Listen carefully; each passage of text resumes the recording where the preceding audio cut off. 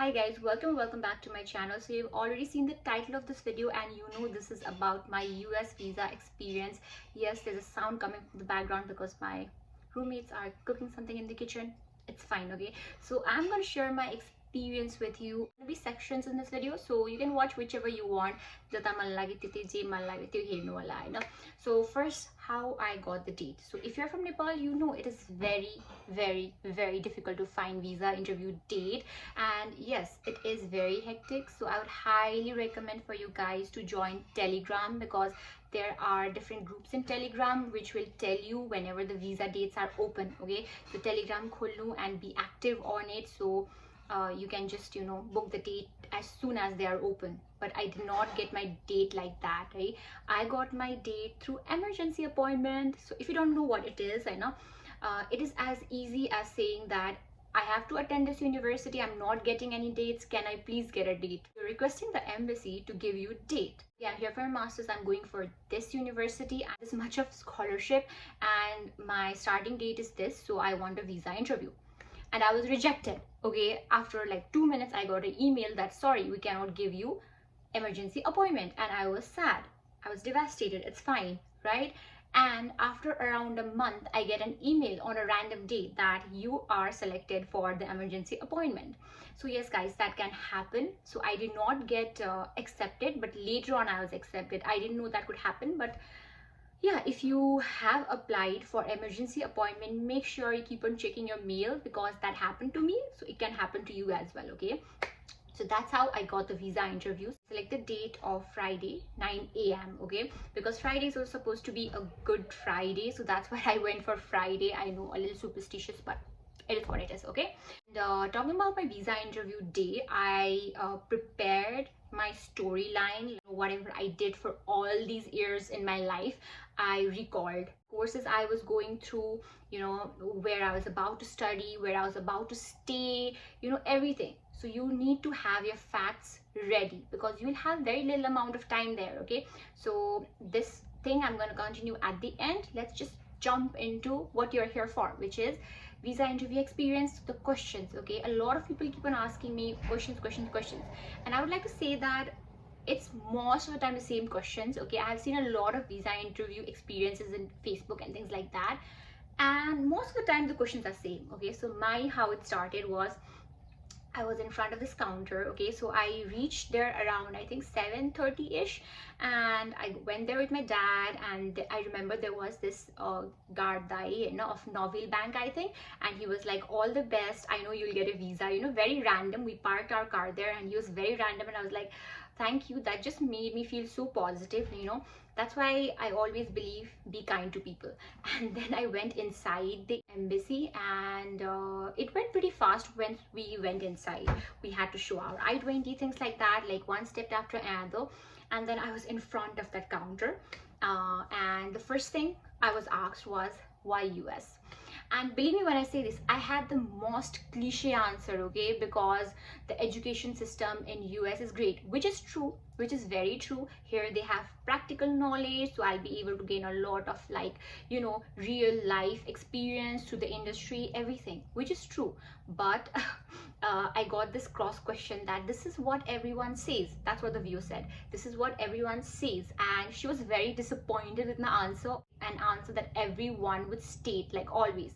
It sounds like a long, like, conversation right now, but no, I honestly had 2 seconds to, like, convince her that I really want to go US and this is legit. Okay, so within that second I just snapped my answer, and I was like, I established my business in the last year of my bachelor's degree, and it has been this much years since I have been running my business. And when I said that, she had her interest in me. And then she questions again. Okay, she didn't let me, like, end my answer. She was like, what business? And I explained her about my business and what I have been doing for the past few years. I very confidently named the business because it is a legit business. If you go online and search for it, you will find it. Okay, so I very confidently told her, okay, this business, I told her about my business. And she did not let me complete most of my answers. Like, as like as she was satisfied with my answer, she would just switch. Okay, so I was like telling about my business, that this is what my business does. I have been working here for this much years. And then she just snapped into, why is your brother in US? So I had mentioned this in my DS 160. Yes, my sibling, my own sibling, brother from the same mother, is in US. And she was like, what is a sibling doing in US? Okay, so I knew that this question would pop up, and I said exactly what he's doing. He did his master's in machine learning, and right now he's working this company. So I named, and she was okay with the answer. After that, she just switched into sponsor question, which is again a very common question. She asked me, who is going to sponsor you? So now every question that she asked was very rapid fire. I just answered, and as soon as like she got her answer, she just jumped into another question. Okay, that's how it went. Honestly, it just feels like it's a really long conversation, but it was less than a minute. And then she was like, who is your sponsor? So I told, my father's my sponsor, he's a lawyer. And then she just cut me right there, and she was like how many employees does he have? And I was like, he has 4 employees. And she just jumped. She didn't ask me how much my father earned, she asked me how much the employees are being paid. And I was like, snap. I just said an amount, and she just gave me the green slip, and she was like, congratulations, your visa is accepted. And that was the end of the conversation. So I had like 4 questions, and it was very rapid fire. It was one after another. It was like, you just say. It was my visa experience. So I came out of there, and I was like very happy. My dad was outside, and he was even more happy than me. And I went back to the guard guy, and I gave him some money, and I was like, thank you so much for your positivity, and I got my visa. That was just a small gesture from me to him, like for his kindness. So these are free tips from my side, and I hope it will be helpful. These worked for me, so I think it will work for you as well. Okay, so first thing is, be confident. I'll not tell you how important this is, and I know a lot of people like say, be confident, be confident. How to be confident, right? When you know your facts right, when you are like, you know it in a snap, like in a second you can say, that's when you'll be confident. If you know all your answers, like for example, which university are you going? Who is going to be a professor? Why did you choose this university? Which are the universities that you applied to? You know, when you know all these answers like this, then you'll be confident. If you have to think about it, then you will be like, you'll take your time, and you don't have that in your interview. Okay, so I'll be very confident, know your facts right. Second, I would say is make sure you know your story right. So either you're going for a graduate or a bachelor's, undergrad, or PhD, I would say you need to know your story, because you have lived for 18 years, for 25 years, for 28 years. You have studied, you have learned so much, and you have worked. You need to have your facts right. You need to know everything that you did. If you have a gap year, so many people ask me about gap year. You know, I have 4 or 5 years of gap year, will it be accepted? It doesn't matter. I've seen people who had 10 years of gap year and still they got the visa, but they did something meaningful in that 10 years. Or even if they did not, they learned from it, and they are like, okay, so this much of year I took off, I wanted to, like, you know, find myself, I wanted to travel.